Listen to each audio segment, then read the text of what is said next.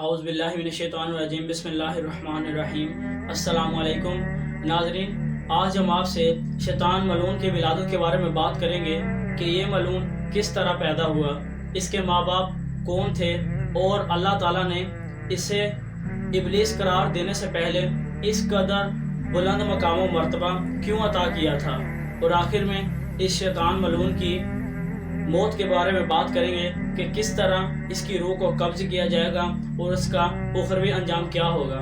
So kindly اس video کو پورا دیکھیں، اور اگر آپ اس چینل پر نیو ہیں تو پہلے چینل کو سبسکرائب ضرور کر لیں تاکہ ہماری ہر نئی آنے والی ویڈیوز کا نوٹیفیکیشن آپ کو ملتا رہے۔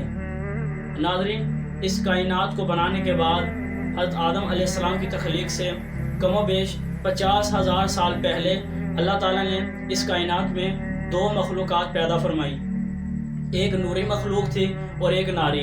نوری مخلوق اللہ تعالیٰ کے ملائکہ یعنی فرشتے ہیں، اور اللہ تعالیٰ نے ان کو جوڑے کے صورت میں پیدا نہیں فرمایا اور ان کی نسل آگے نہیں بڑھتی، جبکہ ناری مخلوق کہ جن کے متعلق اللہ تعالیٰ نے قرآن مجید میں ارشاد فرمایا، اور ہم نے اس سے پہلے جن کو بغیر دھویں والی آگ سے پیدا فرمایا، یعنی جنات کو خالص آگ کے شعلے سے پیدا کیا گیا، اور اللہ تعالیٰ نے ان جنات کے جوڑے بنائے تھے، بالکل ویسے ہی جیسے حضرت آدم علیہ السلام اور حضرت حوا رضی اللہ تعالیٰ عنہ کا جوڑا بنایا گیا اور ان سے نسل انسانی کی ابتدا ہوئی، بالکل اسی طرح شیاطین یعنی جنات کے بھی جوڑے بنائے گئے اور ان کی بھی نسل جنات چلتی ہے جیسا کہ نسل انسانی چلتی ہے۔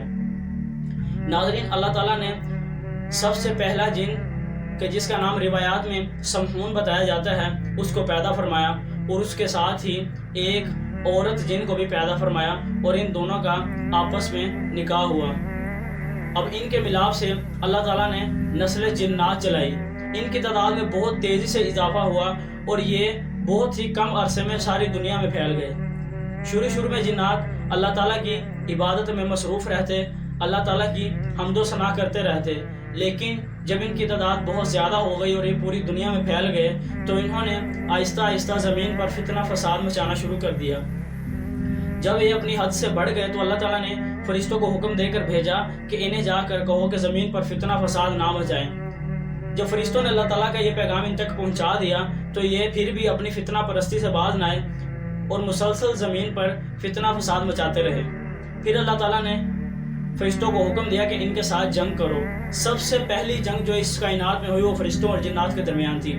اس جنگ میں جنات کا ایک ایسا جوڑا تھا کہ جو کہ پوری جنات کی دنیا میں بہت ہی مشہور تھا، اور وہ ایک طاقتور جوڑا مانا جاتا تھا، اور ان کا ایک بیٹا عزازیل بھی تھا اور وہ بھی چھوٹا تھا۔ جب ان جنات کی اور فرشتوں کی جنگ ہوئی تو اس میں اللہ تعالیٰ نے فرشتوں کو غلبہ عطا فرمایا، اور جو جنات قیدی بنے انہیں آسمان کی طرف لے جایا گیا۔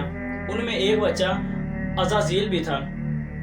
حکم ہوا کہ عزازیل کی اچھے طریقے سے تربیت کی جائے، لہذا عزازیل کی بہت اچھے طریقے سے تربیت کی گئی، اور جب یہ جوان ہوا تو یہ ایک اللہ کا بہت ہی برگزیدہ اور عبادت گزار بن گیا۔ عزازیل در حقیقت ابلیس ملعون کا پہلا نام تھا۔ اللہ تعالیٰ نے اسے ملعون قرار دینے سے پہلے بہت ہی عزت اور اعلیٰ مقام و مرتبہ عطا فرمایا تھا۔ چنانچہ حضرت کعب الاحبار رضی اللہ تعالیٰ عنہ فرماتے ہیں کہ ابلیس لعین 40,000 سال تک جنت کا خزانچی رہا، 80,000 سال تک فرشتوں کے ساتھ رہا، 20,000 سال تک اس ملعون نے فرشتوں کو تعلیم دی، 30,000 سال تک کروبین اور 1,000 سال تک روحانی فرشتوں کا سردار رہا۔ ناظرین، اس کے علاوہ اس ملعون نے 14,000 سال تک اللہ تعالیٰ کے عرش کے گرد طواف کرتا رہا۔ اس ملعون کا آسمان دنیا پر اس کا نام عابد، دوسرے آسمان پر اس کا نام زاہد تھا، تیسرے آسمان پر عارف، چوتھے آسمان پر ولی، پانچویں آسمان پر متقی، چھٹے آسمان پر خازن اور ساتویں آسمان پر عزازیل تھا۔ لیکن اللہ تعالیٰ نے اس ملعون کا نام لوح محفوظ پر ابلیس لکھا ہوا تھا، اور یہ بدبخت اپنے اس انجام سے غافل تھا۔ حضرت جبرائیل اور حضرت میکائیل علیہ السلام نے جب اس بدبخت کا یہ انجام دیکھا کہ اللہ تعالیٰ نے اسے اس قدر اعلیٰ مقام و مرتبہ دینے کے باوجود اس کی گردن میں لعنت کا توق ڈال دیا، تو آپ علیہ السلام دونوں ہی زار و قطار رونے لگے۔ تو اللہ تعالیٰ سب کچھ جاننے کے باوجود اللہ تعالیٰ نے ان سے پوچھا کہ تم کیوں روتے ہو؟ تو انہوں نے کہا کہ یا اللہ، ہم تیری خفیہ تدبیر کے ڈر سے روتے ہیں۔ تو اللہ تعالیٰ نے فرمایا کہ تم اسی حالت میں رہنا यानी हमें कभी भी अल्लाह ताला की खुफिया तदबीर से बेखौफ नहीं होना चाहिए। नाज़रीन, शयातीन के अहादीस शरीफ में मुख्तलिफ नाम बताए गए हैं। वज़ू के दौरान जो शैतान वसवसा डालता है उसका नाम वल्हान है। इसके अलावा कुरान मजीद पढ़ने के दौरान जो शैतान वसवसा डालता है उसका नाम खंजब है। नींद की हालत में जो शैतान ख्यालात डालता है उसका नाम लहू है।